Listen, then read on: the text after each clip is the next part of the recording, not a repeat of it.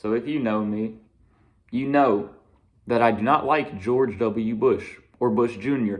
I consider him one of the worst presidents. Now, who is the actual worst? We'll get into that at the end of this video.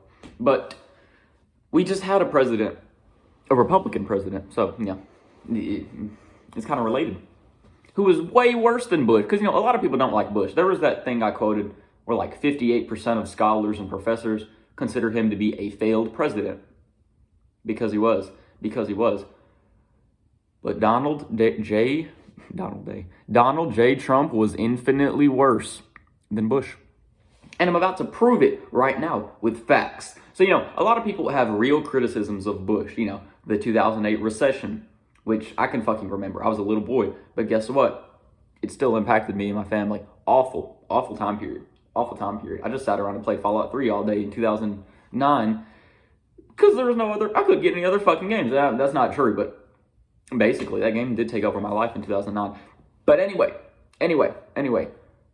Bush Jr. had 2 presidential terms. 2. How many did Trump have? 1. And 2 is more than 1. Bush was actually popular enough and well-liked enough to get reelected. Trump wasn't. And there's the whole conspiracy theory, it was rigged, which is clearly not true. Yeah, all that bullshit. But yeah, also Bush managed to win the popular vote. He had a majority of American voters vote for him. Trump never won the popular vote. Even fucking against Hillary Clinton, who was not a great candidate. She got millions more votes than him. Why? Because Trump's just not a good candidate. He's not qualified. He was never qualified to be president. And he was a failed president, which is why he didn't win re-election. And here's my next point.